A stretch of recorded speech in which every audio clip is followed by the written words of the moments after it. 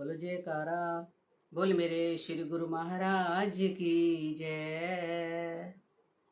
प्रेम महापुरुष कितनी कृपा करते हैं जीव के ऊपर, कैसे कैसे समझा देते हैं। छोटी सी बात है, जैसे एक बहुत वृद्ध मजदूर है, बहुत बुजुर्ग है, मजदूर है, मजदूरी करता है। वो ये कहता है कि मैं जब जवान था मैंने बहुत काम किया, पर मैं अब बूढ़ा हो गया, मेरे से काम भी नहीं होता, मजदूरी नहीं होती। मैं जाके चौक में बैठता हूँ लेकिन मुझे कोई भी मजदूरी के लिए नहीं लेके जाता, क्योंकि मैं बूढ़ा हो चुका। वो आते हैं लोग जवान मजदूरों को ले जाते हैं, लेकिन मुझे कोई भी नहीं लेके जाता। लेकिन हमारा फ़र्ज़ ये है, अगर वो बुज़ुर्ग है, अगर उसको हम ले जाएं, वो काम थोड़ा करे, अगर हम पैसे उसको पूरे दे दें तो उसमें हमारा भी पुण्य लग जाए। ऐसा महापुरुष कृपा करते हैं। लेकिन हम नहीं, हम तो उससे ज़्यादा काम लेने की कोशिश करेंगे। तो इसमें बात एक और आती है याद, जैसे हम कभी बाजार जाते हैं, सुपर स्टोर से हम सामान लेने जाते हैं। सामान लेने जाते हैं तो वहाँ पर हमारे को जिस भाव से सामान मिलता है ना, हम उसको कभी कम नहीं करवाते।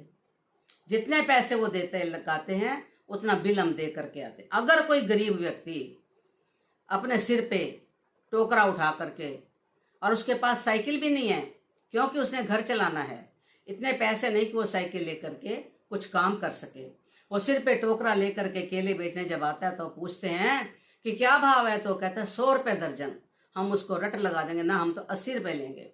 अरे 80 रुपये लेंगे, जब सुपर स्टोर से हम कम नहीं करा सकते, वहाँ हमने पूरे पैसे दे दिए, उसके गरीब के हम 80 रुपये क्यों लगाते हैं? क्योंकि हम गरीब को दबा सकते हैं, अमीर को नहीं दबाते। और हमारा ब्लड प्रेशर भी कितना सियाना है कि हम गरीब के सामने हमारा ब्लड प्रेशर हाई हो जाता है, क्योंकि हमारे अंदर वो कमीनगी है। और अगर हम किसी अमीर के सामने क्यों नहीं हमारा ब्लड प्रेशर हाई होता, किसी चौधरी के सामने, किसी बड़े के सामने, वहाँ पर तो हम अपने आप को बहुत अच्छा समझते हैं, बहुत कुछ कह भी जाते हैं। लेकिन एक गरीब के सामने उसको हम दबाने की कोशिश करते हैं। ये लेकर ऐसा नहीं, अगर वो 80 रुपये 100 रुपये की दर्जन कह रहा है और 80 तुम कह रहे हो, 80 मत कहो। अगर वो 100 कह रहा है तो तुम 200 रुपये दो, क्योंकि उसका भला हो जाए। ये हम नहीं करते। लेकिन बात फिर भी आ जाती है, तो बुजुर्ग जो है, जो उसको काम नहीं मिलता, शाम को जब घर वापस जाता है तो पत्नी कहती है कि कोई काम करो, घर में गुजारा कैसे होगा, बच्चों का खर्चा कैसे चलेगा। तो बेचारा जाता है, जा कर के चौक पे बैठता है तो उसको कोई मजदूरी मिलती नहीं। अब वो शाम को वापस आ जाता है, पत्नी बोलती है कि कुछ नौकरी मिली, कहते जी नहीं मिली।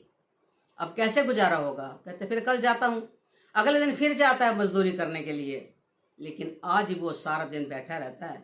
शाम हो जाती है, उसने सोचा घर जाऊंगा, बच्चे पैसे वैसे मांगेंगे, मैं कहाँ से लाऊंगा। अब आधा दिन बीत गया और थोड़ा टाइम बीत गया, सब मजदूर चले गए। अब उसने कहा और मैं कहाँ जाऊं, कैसे कमाऊं। इतने में उसको गुरु महाराज जी के दरबार की आरती सुनाई दे जाती है। तो उसने एकदम से, उसका दिमाग पलटा, वो गुरु महाराज जी के दरबार में चला गया, जा करके वहाँ बैठा, आरती करी, नियम पूरा करा। और उसके बाद जब संगत जाने लगी, जो दरिया वारियाँ बिछी थी सब उठाया, सब सफाई सफाई करके शाम को वो घर आ गया। जब घर आया तो पत्नी ने पूछा कि मजदूरी मिली, नौकरी मिली? कहते हाँ मिली तो है, बड़े अमीर के घर की नौकरी मिली है। फिर पैसे? कहते हैं हाँ वो कह रहे थे मैं कल दे दूंगा। ठीक है, मैं कल ले आऊँगा। अगले दिन फिर वो गया, फिर वो सारा दिन चौक में बैठा रहा, लेकिन फिर भी उसको कोई काम नहीं मिला। आखिरकार जैसे शाम को आवाज़ आई गुरु महाराज जी के दरबार में जयकारे की, तो फिर उठ करके वहाँ चला गया। शाम को भी उसने सारी सेवा करके, और जब शाम को घर आया तो कहते हाँ जी, पत्नी कहती पैसे लाए? कहते नहीं, मेरे को ना मांगने में शर्म आती थी। अमीर है ना, बहुत अमीर है ना, मुझे मांगने में शर्म आती थी। वो कहते मैं दे दूंगा। अगला दिन हुआ, फिर चला गया। उस दिन वो चौक में नहीं गया, सीधा वो मालिक के दरबार में चला गया। जा करके सवेरे से शाम तक उसने सेवा करी। तो जब वो घर वापस आया, रात को देर से आया, कहने लगा कि अब मैं जाऊंगा तो पत्नी मेरे से पैसे मांगेगी, बच्चे पूछेंगे कि कुछ पैसे लाए, इसलिए मैं देर से जाऊंगा कि जब वो सो जाएंगे। ऐसा हुआ, जब वो देर से आया, दरवाजा खड़खड़ाया, बच्चे तो सो चुके थे। पत्नी ने पूछा, कहते हाँ वो कह रहे थे हाँ मैं दे दूंगा, इकट्ठे ही दे देगा।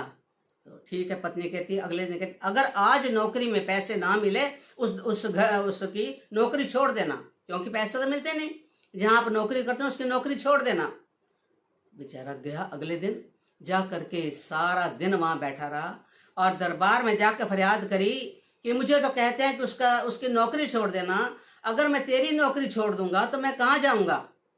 वो कहते उसको, मैं अगर तेरा दर छोड़ दूंगा तो मैं कहाँ जाऊंगा, बस इतना है कि मेरे से तेरा दर ना छूटे। नौकरी जो है सतगुरु तेरे दरबार की नौकरी सबसे बढ़िया है, सबसे खरी, इसलिए मुझे ये नौकरी दे दे, नहीं मिलती संसार की नौकरी तो ना मिले, मैं तेरे दर की नौकरी, लेकिन अपने दर से मुझे दूर मत करना, मुझे यहाँ से मत हटाना। अब वो जब रात को घर वापस आया तो उसकी पत्नी ने इसने दरवाजा खड़काया तो पत्नी ने दरवाजा खोला तो बड़ी हंसती हुई मुस्कुराती हुई बाहर आई। देखा, मैं तो डरता जा रहा था कि पता नहीं क्या बोलेंगी, लेकिन हंसती भी जब आई तो उसने कहा क्या बात है, कहते अंदर आओ। अंदर आए तो सीधे किचन में ले गई। किचन में ले जाने के बाद देखा कि ओहो ये सारा रफ है, खाना खाओ। कहते खाना कहाँ से आया, कहते पहले आप अंदर आओ।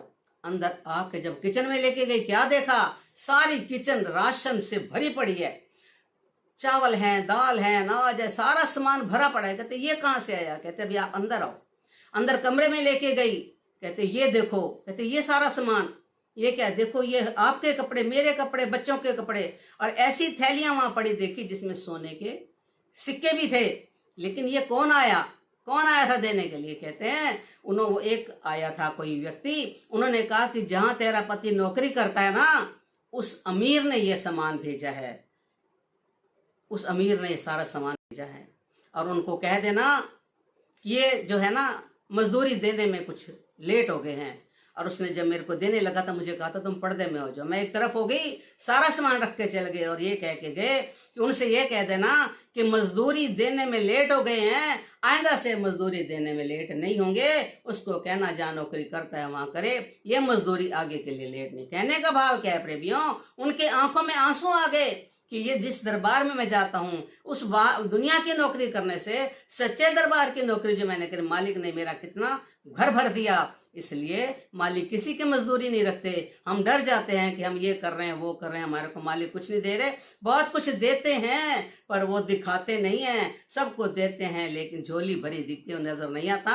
झोली भर देता है लेकिन नजर नहीं आता। इसलिए उस मालिक की सच्ची नौकरी अगर हम कर लेते हैं, मालिक पे विश्वास कर लेते हैं, तो हमारे जीवन का कल्याण हो जाता है। उसने मन मन ये कहा कि प्रभु हर चीज चाहे छूट जाए लेकिन तेरा दर ना छूटे, तेरे दर की नौकरी ना छूटे। बोलो जयकारा, बोल मेरे श्री गुरु महाराज की जय।